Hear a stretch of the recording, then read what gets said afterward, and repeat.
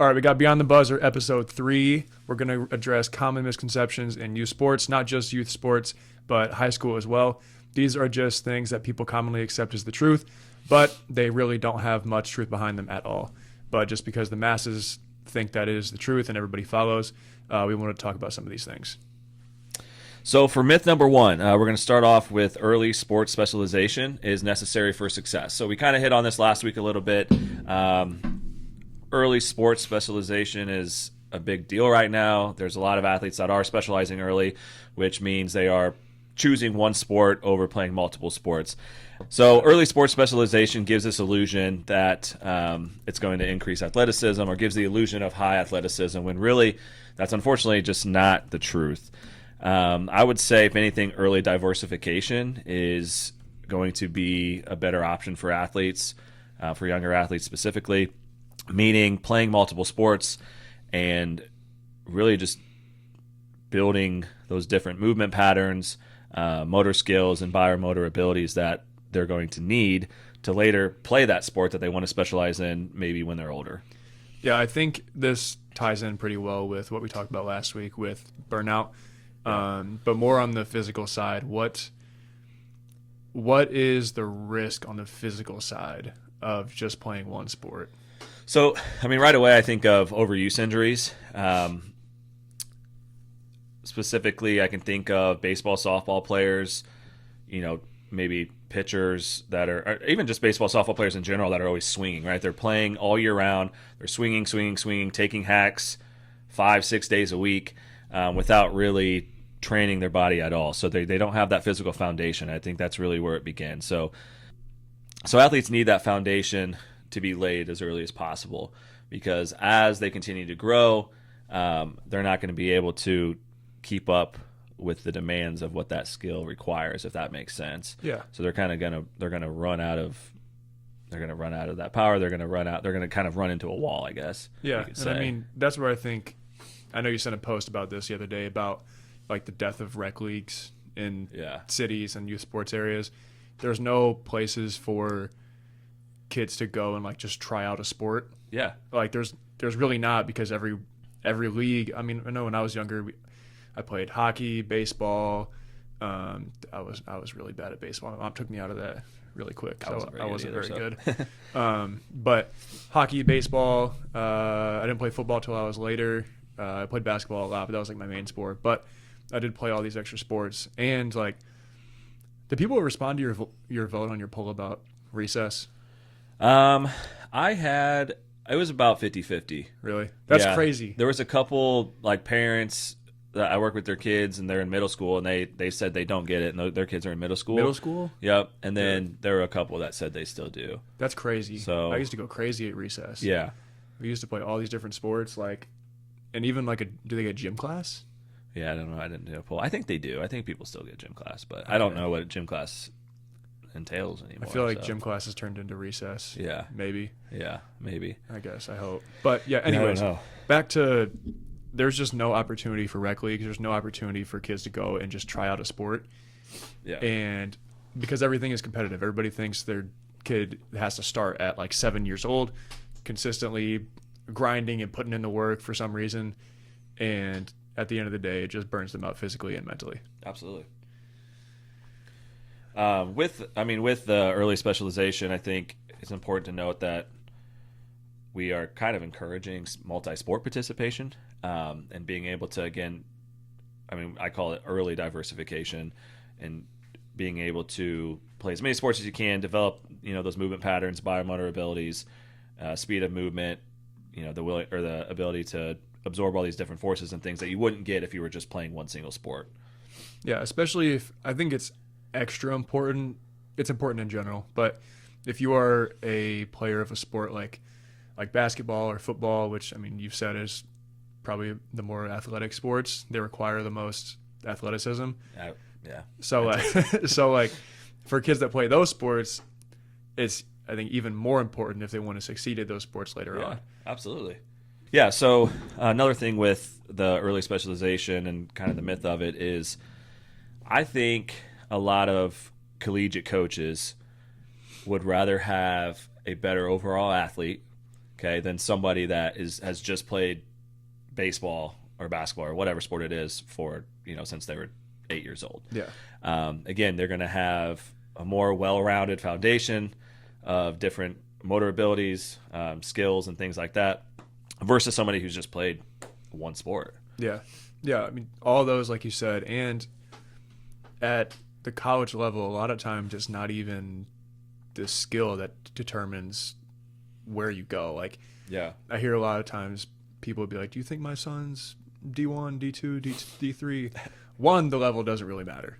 Okay, if you're playing a college sport, you're playing a college sport. sure. They all have their different levels. They all have their different advantages, disadvantages, all that. But if you're a college athlete, you're a college athlete. Right. But the main differentiator between those is athleticism. Like, there's definitely some D3 kids who like have raw skill Yeah. that are way better than D1 kids. But that D1 kid is 6'9" and has a 45-inch vertical. Right. Not actually 45, but Yeah. like I mean, that's what, in a sport like basketball specifically, athleticism wins a lot of the time Yeah. over skill. and you can't always, some of those kids are just going to be naturally gifted, Yeah. right? But when you're not that kid, you really need to consider doing whatever you can to help increase your athleticism, Yes. whether that's come to sports performance, but really like playing other sports, Yeah. and building all those abilities that you can build. Yeah, because I mean, every sport has advantages that it can build for you. Like, For sure. I'll tell kids that, like, if they're soft and they can't use their body, go play football. Yeah. If they have terrible footwork and like their feet are heavy, go play soccer. For sure. Or Absolutely. track or something. And I would probably say when you're playing multiple sports, you could be a little strategic about it and make sure they complement one another. Yeah. Like maybe if you're a football player running cross country, which I don't know if that could even happen, I guess, in the sports of the seasons. But if you're a baseball player playing cross country, I'm not sure if that really Yeah. is something you want to do. Yeah, probably not. Yeah. So on this topic, just looking over our notes we've made for the podcast here, you wanted to debunk the 10,000 hour rule myth. What do you have anything to say about that? I've always been a big believer in the 10,000 hour rule. Yeah. So why do you call that a myth? That's something we almost disagree on here a little bit. Yeah, when I mentioned that, I wasn't necessarily trying to debunk the 10,000 hour rule or anything like that. I was just putting a note in saying that children do not need to specialize as early as possible in order to play at the next level.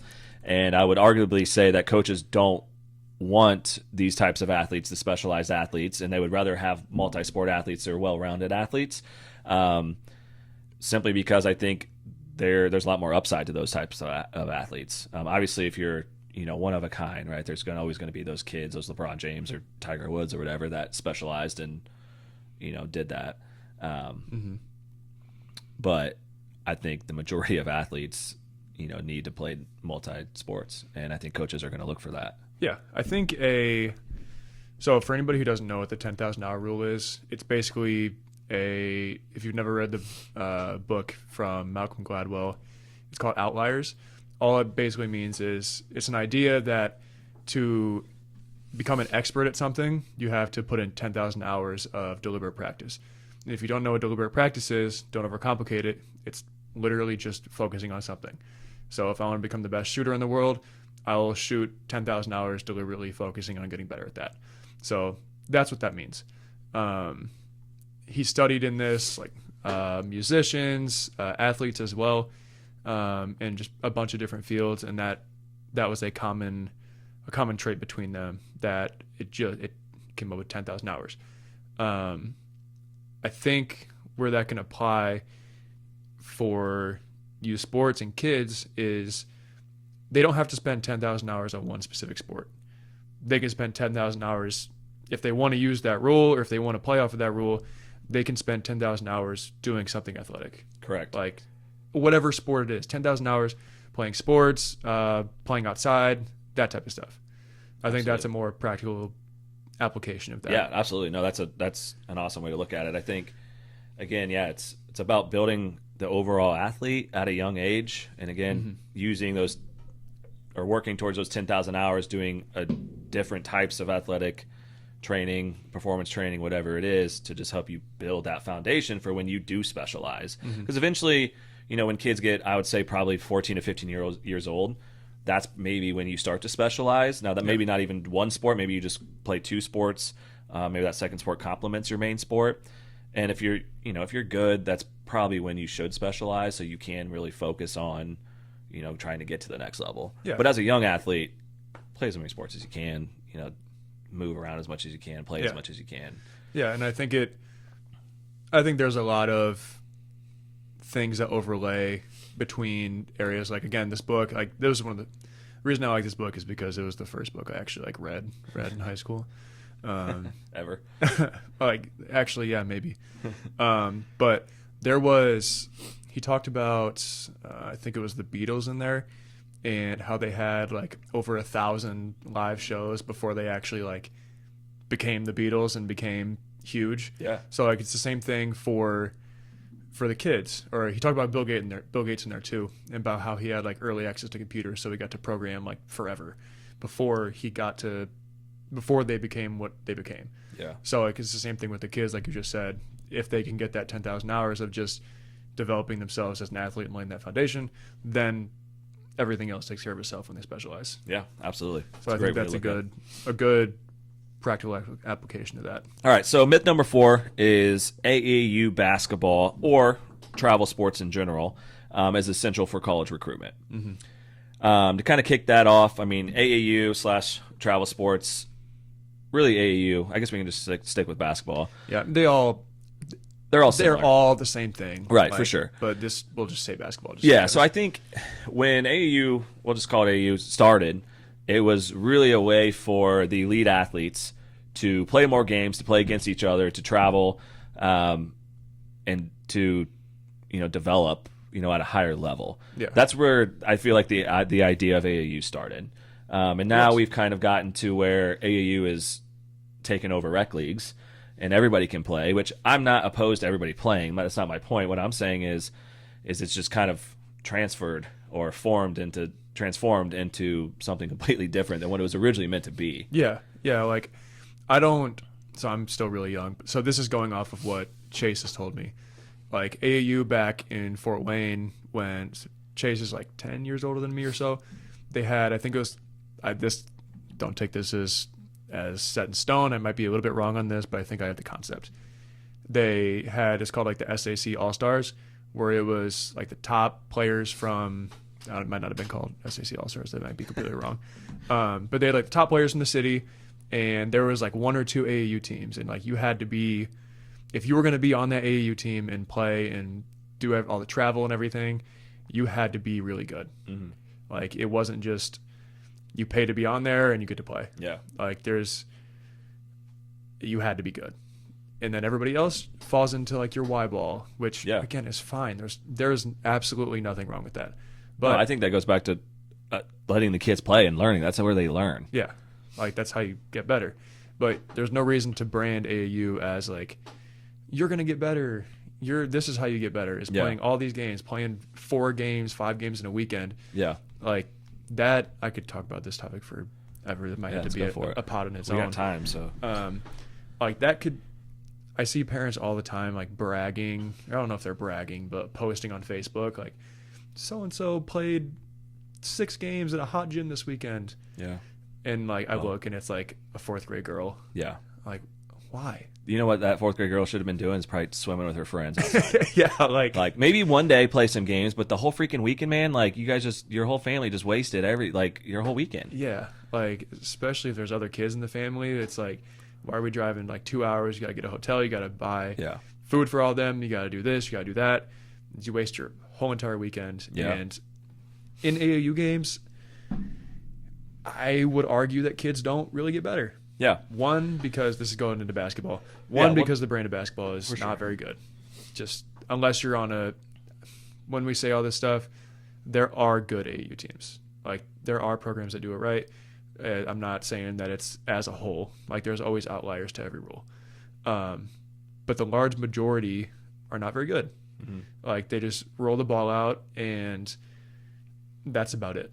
The kids just run up and down, and they kind of play, but that's why I don't go to AAU games anymore. Like, I would love to go and watch the kids, but like, maybe like Chase's team would be different, but like Just general AAU is like. Yeah, like I when I first moved back here, I went a lot just to introduce myself to people, and I was just talk to people because that's a part of what I had to do because I didn't know a single person in the city. But like I just can't go. Yeah, I cannot go. Yeah, it's a lot. And watch the basketball. I can't go and listen to the parents complaining and fighting and stuff and all that stuff. Yeah. I just can't go. Yeah, and I don't want to spend $20. Yeah. So here's something that I think is interesting, or I guess that kind of goes off what you were talking about, is you seeing parents be like, hey, my daughter played all these games this weekend or whatever, and she's like in 4th, 5th grade. Yeah. The problem I have with that is not them playing. I think it's good. Again, we want kids to play sports. Yes. Whatever. What I don't like about it is, when, for example, I had an athlete's parent that talked to my wife, saw her out, whatever, they know each other, and mentioned that, there was going to be college scouts at this softball game, that softball tournament. Mind you, this girl is like 13, 14 years old. And, right away, my wife, brought that up to me, and I was like, there is no way that any college scout is going to go to any AAU tournament that is, I would say, anything less than juniors, seniors, right? No. I think AAU is fantastic for juniors and seniors that are trying to play at the next level. Yeah. I do think college coaches will go to some games. I still don't really think college coaches go to as many AAU tournaments as people think. No. I think they know who's good and who's not based on just your high school sports or your high school stats and connections. I just don't really see coaches like going to all these big league tournaments unless it's like some team like maybe Indy Heat or somebody like that, right? Yes, unless you are like the son of a former alumni of the school, the son of like an NBA legend, right? They're not, or unless you're just a freak prodigy, which those happen. They're not coming to your games if you're a freshman, sophomore. No. Like, it's just not happening. Yeah. And if there's another thing, which I'll talk about in a second, but kids playing up. But anyways, if you're a junior or senior and you're not playing on like one of the top circuits, so like UIBL and Under Armour's top circuit, and I think Adidas 3SSB, like those top ones, not any of the 7 affiliates of them that they make just to make more money, coaches aren't really going to come. No. Like there will be some. I'm not saying that nobody. There'll be some up. maybe. Even like D3 coaches, D2, like they'll still maybe go, but I still don't believe that they're gonna those guys are still gonna come to most of these tournaments. No, they still know. They know who's good and who's not. Yes, like it just doesn't happen. You can get just as much out of playing in your local tournaments because those local schools that are actually recruiting you are going to probably show up. They've probably been consistently coming to your games. Like a D3 coach probably isn't going to go drive 5 hours to go to a AAU tournament to recruit kids. Absolutely not. Like it's just not going to happen. No. So that is a huge myth of all these coaches are going to be at games. Yeah. Like there's specific. That's the myth inside the myth. Like you don't need to play all these travel sports in AAU to play at college. You really don't.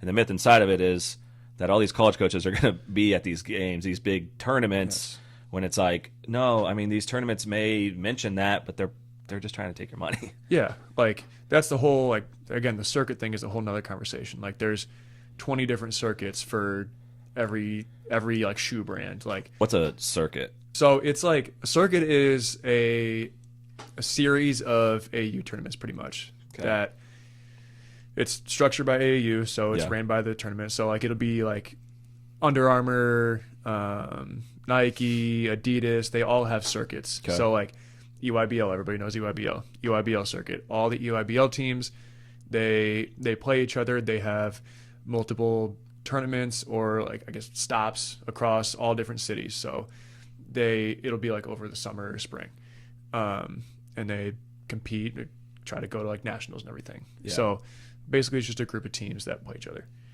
and people use it to, again, if you're not on EYBL, Under Armour's top circuit, I can't think of the name, and I think it might be UAA, and Adidas 3SSB, like all the circuit stuff is just like they just make it to make it's a money maker. Yes, it is. It's just yeah, that's a trap that a lot of people fall into. So there are obviously huge positives to AAU and travel sports. Like, we know that. I think we have to keep. I hate that we have to keep like reiterating ourselves that we're not like against travel or AAU. No, I am just against programs that don't value skill or development, and are just there to play a lot of games. So I guess like if you want to, from a basketball standpoint, I mean, what are your thoughts on AAU? You know, kids just playing games versus kids like actually having a development program? Because I know for like juniors and seniors, like they need to play these games. Like this is kind of like their showcase in a way. Yeah. But for the younger kids, like really anybody younger than that, it's like they can't just play every weekend and expect to get better without doing much development. Right. So I don't know. Hit on that if you can. So yeah, it's people brand AAU as development. That's what they brand it as. Yeah. Because parents are spending and investing all their time, all their money, so they want their kid to get better. That's the goal, which is what everybody says. But the practice is not, when I say practice, I mean like what they put into play. I don't mean like basketball practice. Yeah. It's not what it is branded as.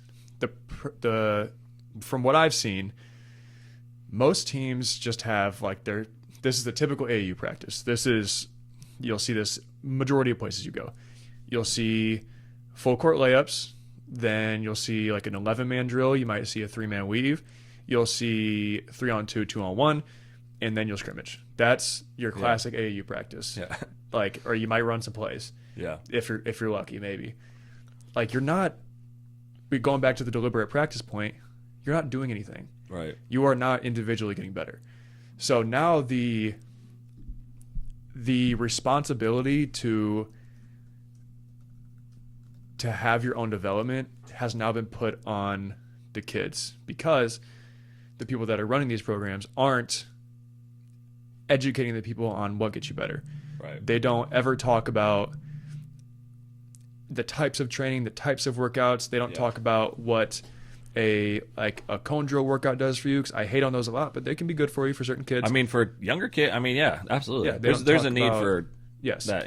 There's always different times for different things. Yeah. They don't talk about how that workout benefits you. They don't talk about how like a more variable workout benefits you. They don't talk about how to manipulate constraints in a workout. And I know I know kids don't need to understand all of this to get better. It's our job to do that, but they almost do at this point. Yeah. So they can go into a practice and know this isn't really getting me better. Yeah. So like I'm about to make a document for everybody, or a video about the different types of training. Like the ones we use, like we use block training style with the little kids. Yep. As they get older, and we do a little bit with the older kids if they have like a terrible form or something. But we'll use that, and then we slowly weave that into I use a constraints-led approach a lot. I use ecological dynamics and non-pedagogy. Is that how you say that? I've never known how to say that. I don't even know what you just said. What did you just say? Non-pedagogy. Pedagogy. Is that how you say that? Bruh, I don't know. Anyways, I use those three. I'll put videos on that soon. And again, kids don't need to know that. They 100% do not need to know that stuff. But they need to know how workouts benefit them. And they need to know how to develop themselves, because people aren't telling the kids. They aren't doing the right things to get the kids better. Like we use our gym as almost like a classroom setting within reason. Like I know they just get out of school, so they don't want to be in class. But to say like we teach stuff. We teach the game. The kids aren't going to come in here and have us just take them through stuff and be like, good job. Yeah. No, like we're gonna teach them how to come off a pick and roll and make a pass. You're gonna make them do that. Yes. Like you guys make them do that in their games, right? Like in your league. Yeah, in the league. Like I think this weekend we're doing Iverson cut or flares. So like basketball stuff. Yeah. Like they have to learn that, and they repeatedly run that action, and just by the nature of the environment they learn. Yeah. And they learn all the different reads without us even saying it. Of course we can help them with the reads and everything. And then eventually you let them do it like on their own. Yeah. But the typical AAU combination of that practice that I said, which is just your basic everyday basketball drills that literally everybody has done so many times in their life, and then going and playing games on the weekend with a fake motion offense that doesn't actually get you better or do anything. Yeah. It doesn't make you better whatsoever. Kids now have to go into AAU games, and this is what I tell everybody. You now have to approach AAU games with a different mindset from what you're being told. So like use AAU as every game, have a different focus. If you suck with your left hand, use that AAU game to be like, I'm going to work on my left hand. Yeah. I'm going to try to dribble more with my left hand, or I'm going to try to get to shots in the mid range, because like, especially if you're, like we said, if you're sophomore or below, nobody cares. Like if you win, nobody, I mean, of course you don't want to lose, but at the end of the day, it doesn't matter. I mean, no coaches are probably going to be there. No chance. Like I like what you just said about doing the things that you need to work on during, like coming with a different mindset. Yeah, it goes back to the deliberate practice thing. Yeah, like that. It is deliberate practice is the most simple concept you can ever come up with. Yeah, focus on something and get better at it.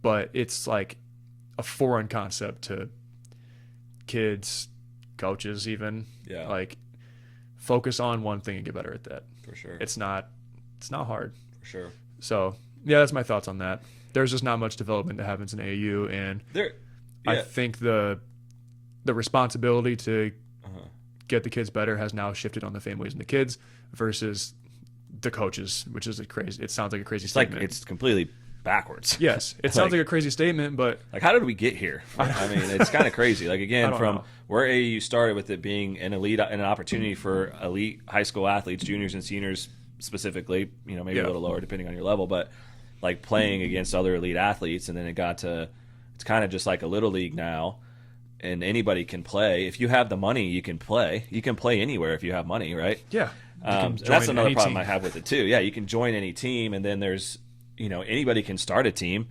So there's this whole, daddy ball. Thing. Daddy ball is a big thing right now, right? Like the whole phrase or term daddy ball is going around. And I'm not gonna lie, when I was like young, I played daddy ball. Like, I mean, my dad and one of his buddies would coach, and like me and a couple kids like always played, ball together, like middle school ball or whatever. Yeah. We get a team, we go up to Speece and play. Like for a couple tournaments though, we weren't like traveling. Yeah. Like we weren't like going to different states or anything type of daddy ball. But I guess what I'm saying is anybody can do it. Like my dad was not qualified. He was a great coach, but like I'm saying, like he wasn't like you, like a skilled basketball coach that really knew what he was doing. That's the crazy part to me, is how like there's no like vetting process for starting an AAU team. So step back. Does AAU, like, do you have to register for AAU, or can you just be travel? That's a good question. It's because originally I think you had to register as AAU, but now like can you just be travel? I know. I mean, I think honestly, I don't really like. Jim, you look that up. Yeah, that's a good question for like other sports too. Like I don't know if, let's say for baseball, softball, which I have contacts I can probably ask, but like, do you have to register to be a travel team, or do you just have to like put a team together and probably should get insurance and then go to a tournament? So, okay, this I just looked it up. This is what I thought. No. If you want to play in AAU sanctioned events, then you have to register. But like a lot of the events around here they're not AAU sanctions. Yes, people will call it AAU, but it's not AAU. No, like it's just travel, whatever heck you want to call it. A tournament. Yeah, like everybody puts out these tournaments, and it's like registration fee, whatever. Yeah. So no, I could, if I wanted to right now, I could go pay a tournament fee and bring like 7 kids that I train.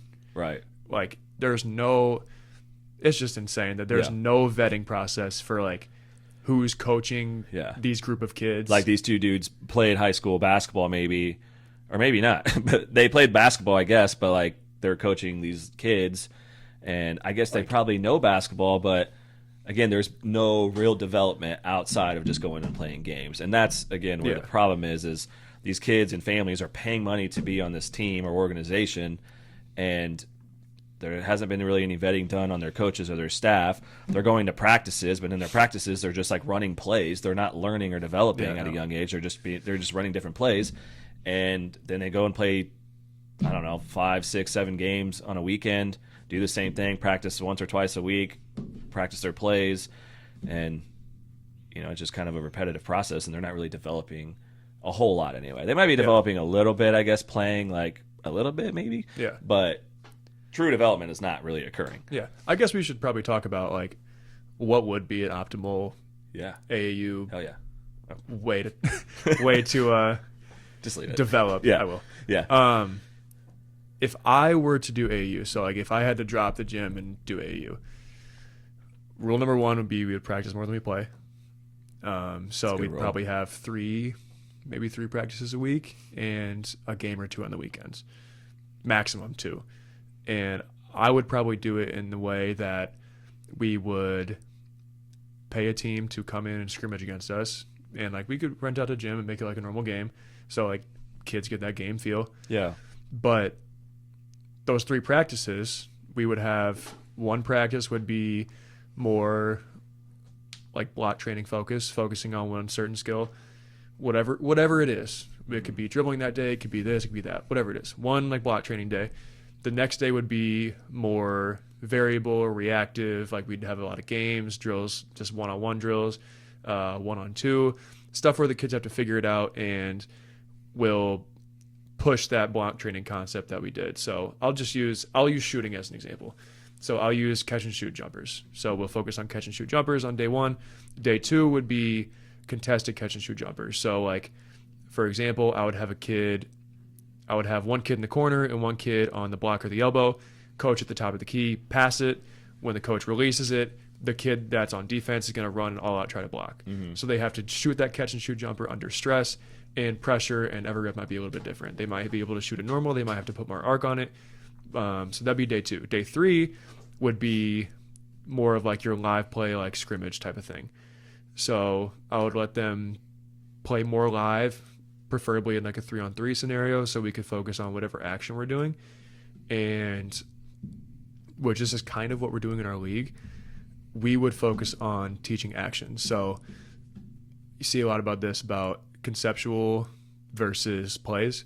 So like all a play is, so this is basketball stuff, but all a play is a collection of basketball actions together. So like action meaning like a screen, a cut, just things like that, handoff, things like that. So we would teach different types of screens, different types of cuts, different types of handoffs, and our scrimmage would be you have to do that every single time. So naturally you figure all that out. Yeah. And then we go play, and it'd be play like a normal game, but we would be focusing on that action. And then new subject next week. If I were to do it, and of course I would have them probably do like weightlifting and stuff too, but that's not what I like. Heck yeah. Yeah, I wouldn't be involved in that. They would do that with you or whatever. If I were to do We should do that, by the way. We should start an AAU team. Is this how it starts? two guys on a podcast together, or two guys are just probably chatting, and they're like, "Dude, we should start an AAU team together." I think this is how it starts. This is how the podcast started. That's fun. We were just talking, and it's like we should do a podcast.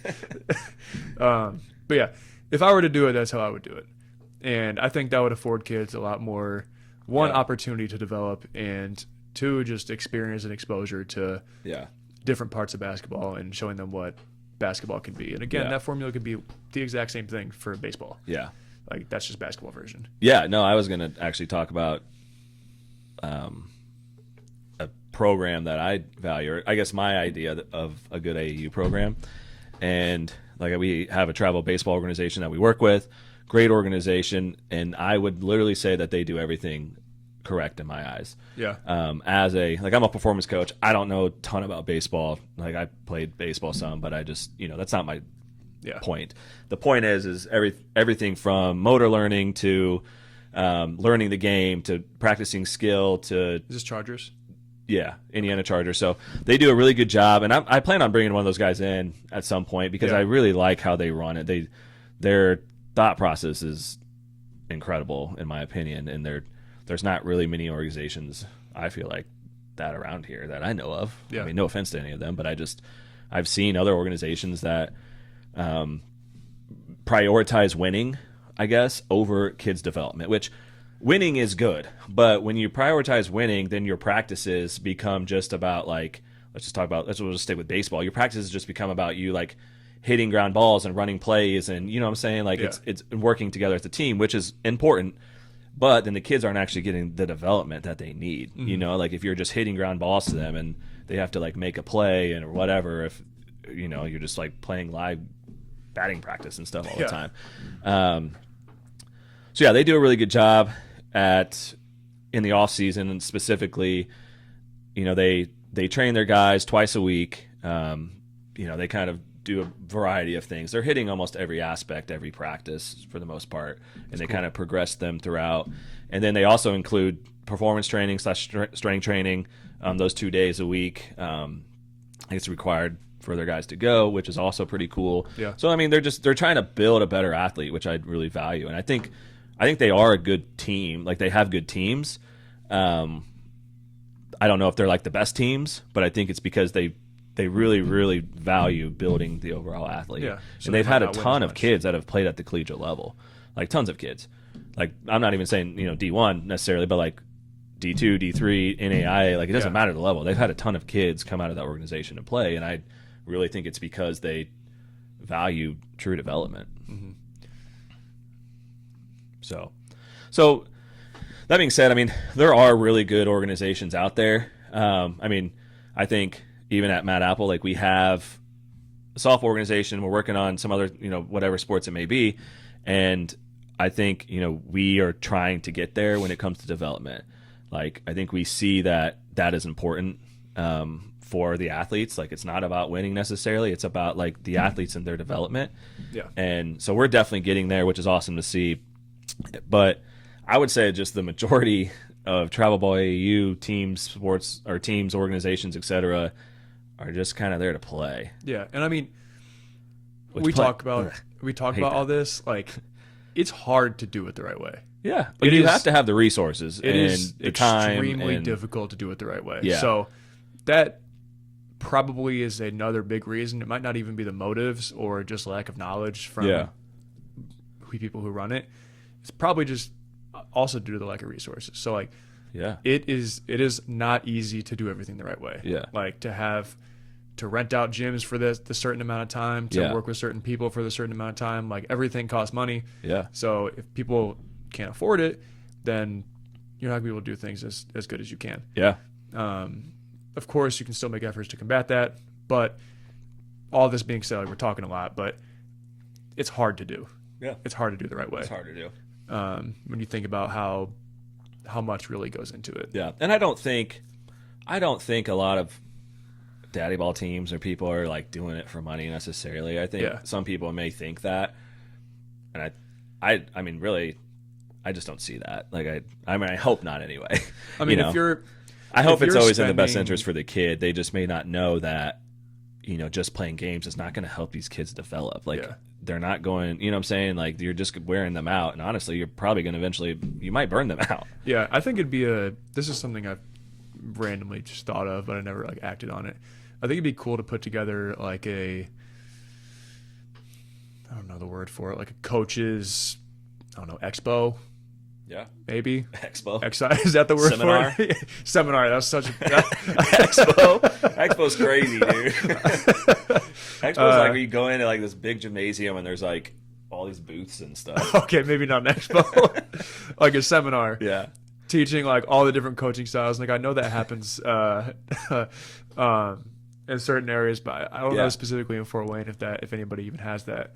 I know not PSM has like seminars and stuff, but that's more for like sports performance coaches, I Yeah. guess, is what I'm thinking. So I don't know if there is for like AAU travel coach, what I'm Yeah. saying, like coaches that are coaching young athletes.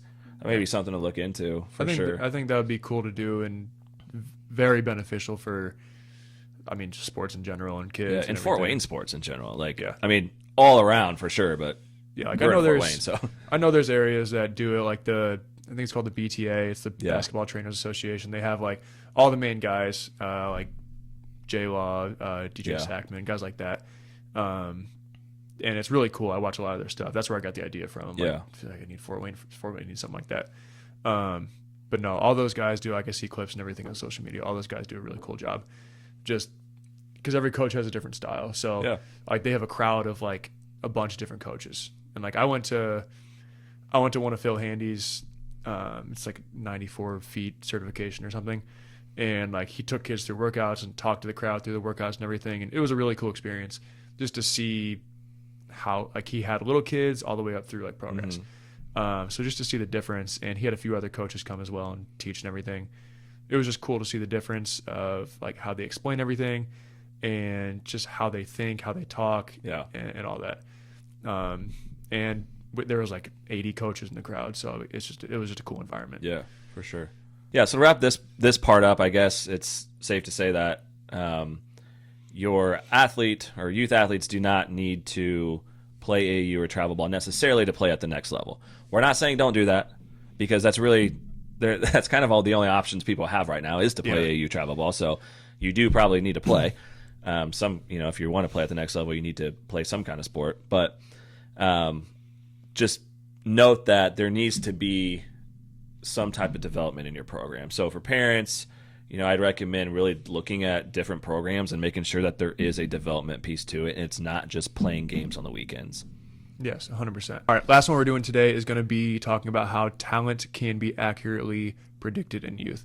So, I mean, you see all the time these young kids that have a bunch of hype to them. So, like, the kids that have all this, like, everybody in the city knows them. Everybody always posts them, and it's like, so-and-so's next up. They're posting themselves. They got fake tattoos and arm sleeves on.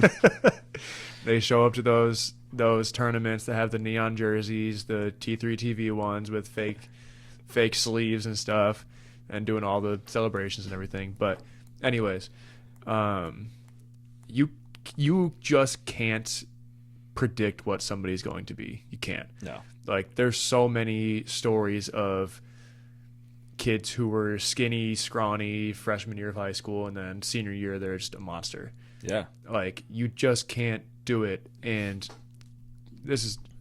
you can't give people or young kids that much praise. Yeah. Like, when kids think they're the guy their entire young lives, the moment they're hit with any like adversity when everybody else catches up, it's tough. Like, they have to respond to a whole new level of challenge. Yeah.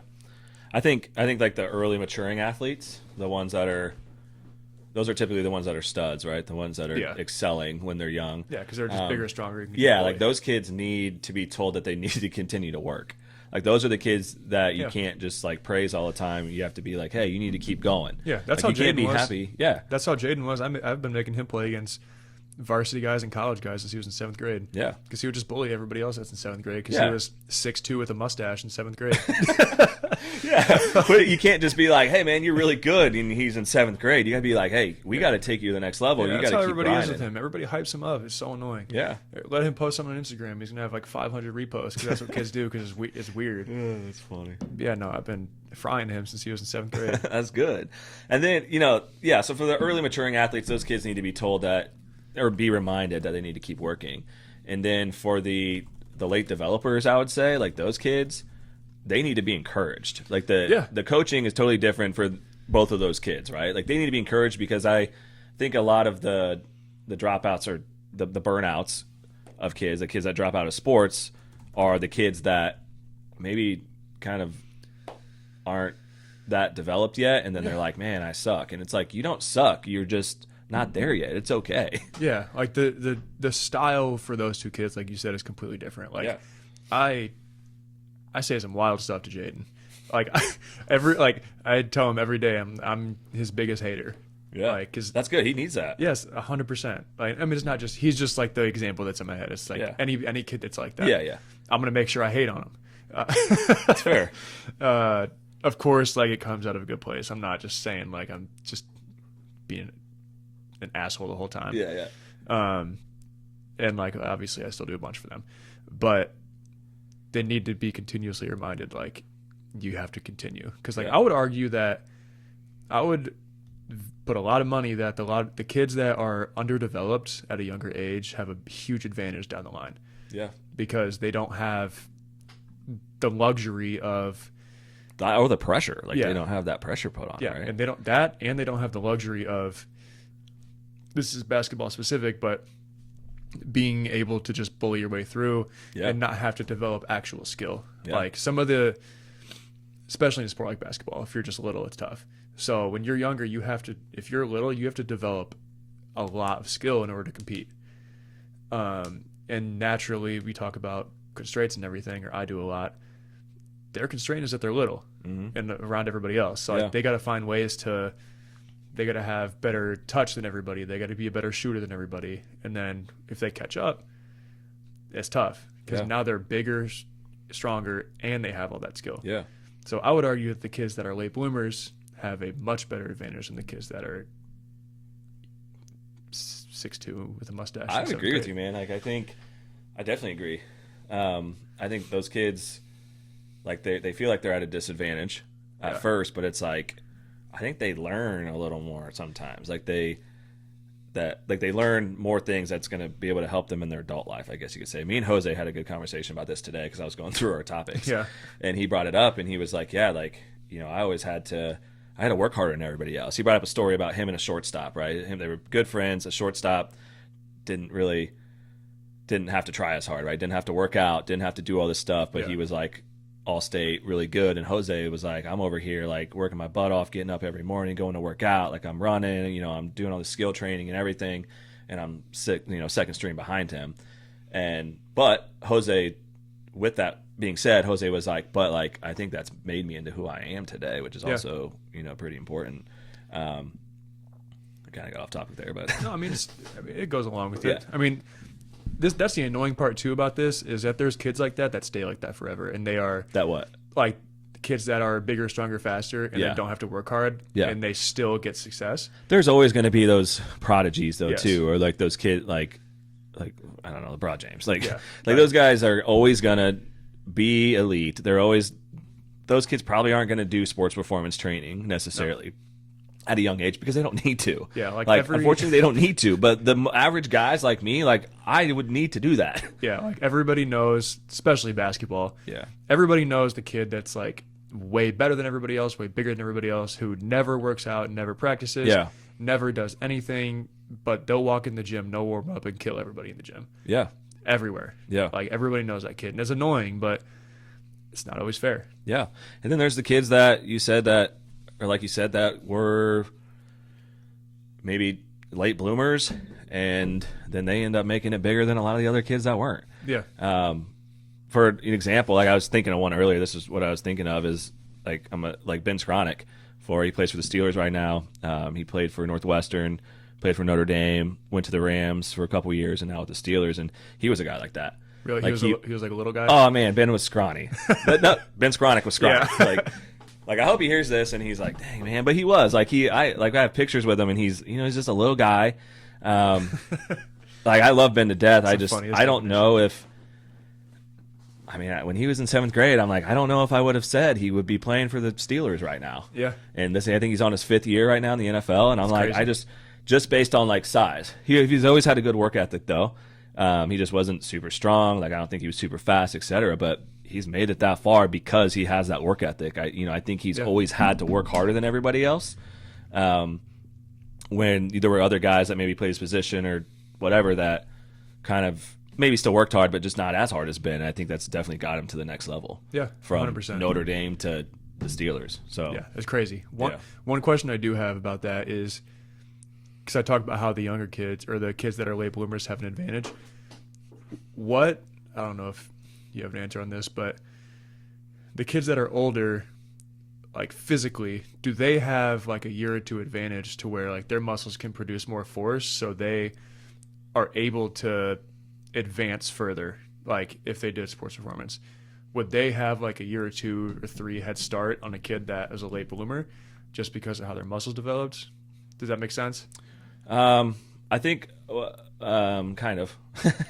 Yeah, like I mean like if you're bigger, stronger, you obviously can produce more force. Correct. Which I feel like would lead to more adaptation to get stronger or faster. Yes. So do you think that those kids have a more advantage in that aspect? To continue to get faster and stronger is what you're saying. Yeah, like do they have like So if you give me like an 8th grader and they're like they're late bloomer. Yeah, they're a late bloomer. You're asking if they have a quicker opportunity to gain more muscle, to be able to produce more force than like say if they're doing training. Say I sent 2 8th graders to you, they're in the exact same spot. one was overly advanced and one was late bloomer. If they did the exact same thing and worked extra hard, and they did the exact same work, would that early bloomer, I guess, would he have an advantage in the long run? Would you say? What do you think? I mean, I would think so. Yeah. I'm sure somebody's going to see this and be like, "You're wrong." But I mean, I would think so. I think if they're doing the same thing, I mean, he's already more physically advanced than the other kid, than the late bloomer, and if they're doing the same thing, he's working harder. Like, he's just going to continue to be able to produce more force. He's going to get stronger. He's going to continue to go up, right? Continue to get stronger. Continue to build more mass, or relative mass, and produce more force. Yeah. Whereas that other kid, unfortunately, was like already kind of down here because he's a late bloomer. Yeah. So he'll get there potentially, but like, I just think, I mean, if you're one of those kids that is an early bloomer, I don't know if that's the right term. That's what we're saying though. But if you're one of those kids that are maturing quicker than other kids, right? You're dominating in 7th and 8th grade. Like, I promise you, I would highly recommend that you get into sports performance training, you get into strength training, because what you don't want is those other kids to catch you. Yeah. And those other kids are inevitably going to catch you. Yeah, 100%. They just will. So, like, you may have like hit your peak in terms of like your height, but you can still always, continue to get stronger, continue to get faster, and not let that stuff go, and not just be like, hey, I don't need to do this because I'm better than everybody else, because you don't know. Yeah. Like, maybe you're like, I can think of a guy in high school that was like, a guy in middle school that was dominating, in sprints and track, and he was a really good football player. Was dominant. None of us could touch him because he was faster than everybody else, bigger than everybody else. Really, he was only like 5'6", 5'7", but like in terms of being in 7th and 8th grade, he was just bigger too. And then, high school came around and he wasn't really that anymore because everybody caught up to him. Like, everybody was faster than him now. Everybody, like, he didn't even end up running high school track because all the sprinters were faster. He wasn't like, our starting running back. Like, he wasn't like middle school. Like, he just kind of dropped off, didn't play very much. And I think could just because he matured early and just didn't really stick with it potentially.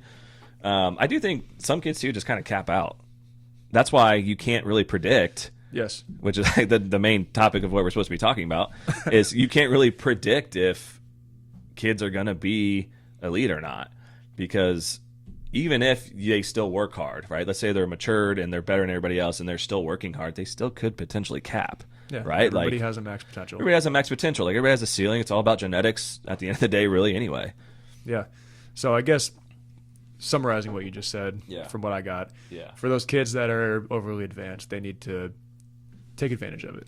I would. And that comes with that, a certain maturity level to understand that. Yeah. And continue to work hard while everybody else is praising them about how good they are. Yeah. Because, I mean, that's how it is now. Like, well, they get comfortable, too. Everyone's praising them. They get comfortable. They're like, oh, like, I'm good. I'm going to play at Michigan State or I don't know, wherever. And it's like, man, but you still have to, like, make it 4 more years in high school. Yeah. While everyone else is chasing you.